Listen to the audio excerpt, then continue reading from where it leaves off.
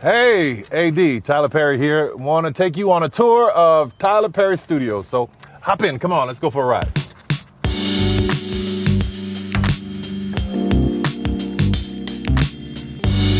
Tyler Perry Studios is 330 acres in the heart of Atlanta. This was all Fort McPherson Army base. There was an 18-hole golf course here that rivaled Augusta. It was absolutely beautiful. But when the Army went away, so did all of the majesty of the golf course. So we've just been developing and building as we needed.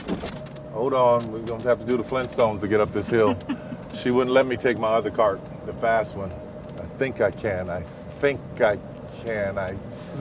make it up the hill, and okay, and I did. All right. So 12 sound stages. We're getting ready for our big grand opening celebration where we will be dedicating these sound stages to a lot of people who have inspired and encouraged me over the years. So you got Halle Berry here and Denzel Washington and Whoopi Goldberg and Oprah. Lots of things have been shot here. The Walking Dead, Black Panther shot here. First Man, Instant Family with Mark Wahlberg. Really excited to be given stewardship to make sure that the land is maintained, that the history is protected and always serviced and known for many people. This is Maxineville. It's our backlot where I shoot a few of my TV shows. Some of the fans of those shows will definitely recognize some of these houses, especially this neighborhood in particular from If Loving You Is Wrong. So this area in Maxineville is dedicated to Madea. Madea, this is her house. This is Madea's house. Pretty famous character from a lot of my movies. So the original house is down the street in this neighborhood on Avon Avenue, but we wanted to have a place where visitors and fans of Madea could actually come and see it. You can walk in this house, it's like she's gonna come down the stairs with her big, huge self and say hi and feed you. It's all furnished and ready to go. Maxineville is, I named it after my mother, Maxine, who passed in 2009. So this whole area, this whole neighborhood, I wanted to be a town named after her in her honor. And she was so happy to have that. It's very sentimental for me. And we do a lot of shooting down here for a lot of the shows. So it's always really fun and powerful. And it's a good memory of her to be down here. She was very proud of it. I did this show where I needed a farmhouse that looked like it was 100 years old. So we built a farmhouse and set it among these oak trees to make it look like it had been there forever. And one day we're going to get there on this cart going up the hill. But this is our farmhouse. They're all practical inside. You can go in and shoot inside, even though it looks like it's very old. It's only built a few years ago. So let me show you a little bit more of Maxineville. So I built this house for one of my shows. It's a four-sided mansion that I built to combat some of the sets that we were building. I just thought, why not build a permanent structure that has 4 different sides to it that can be 4 different places all at once. So I'll show you what I mean. Here we have the Georgian side of the mansion. For one of my lead characters, she and her family and everybody live here. But if you go cut across the grass and really piss somebody off. And then you're here, and it has a whole nother feel to it. This was the president's home before he went to Washington, D.C. and the have and have-nots. And then there's this side, totally different. And then we have this side, which is very modern. Tried to make the best use of the space and the places, and there you have it. Watch your knees. See if we can get through here. Legs in, arms in. Everybody get it. That ain't good. That ain't good. Okay, great. Now I'm going to show you the White House. Welcome to the White House.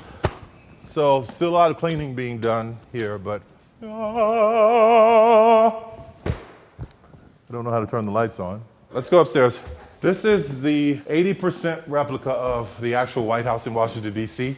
So we built this for my new show called The Oval on BET. And we're really proud of how it turned out. The residents of the White House, famous, iconic window here. President's bedroom.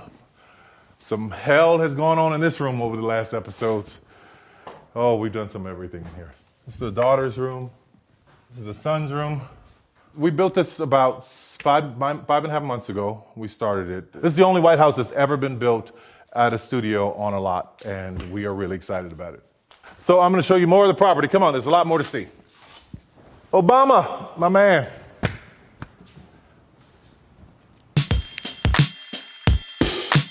All of these houses were all built in the 1800s. They are extremely beautiful inside, every one of them. The one in the center is where I shot 2 Madea movies, and that's also where President Roosevelt stayed and Colin Powell. These were all the places for the generals and the officers to stay when they were on campus. There's a church here on the campus that's also built in the 1800s. Really beautiful inside. Not much has been touched. All of these buildings are on the National Historic Registry, so I take great pride in maintaining them at their original state. Okay, so this is the Post Theater. In The Walking Dead, this was the home of the kingdom where the tiger was on the stage. And come on, I'll show you. If the lights are on, I don't think the lights are on. And that's where the tiger was on the stage in the kingdom for The Walking Dead. The tiger was on the stage. I love Walking Dead. I love Walking Dead. Oh, I gotta show you something. This is Medea's car. She would say, This is my 1974 Cadillac, and I bought it in 74 and hadn't had maintenance on it since. But if you notice the luxury plastic on the seats, you see if you go to Architectural Digest, this is what wrong people with Architectural Digest, they don't know how to put plastic on their furniture. They buy all that nice shit, spend all that money on all that nice shit, but they don't know how to put no plastic on their furniture. Put plastic on all your shit. Thank you. This is my Cadillac.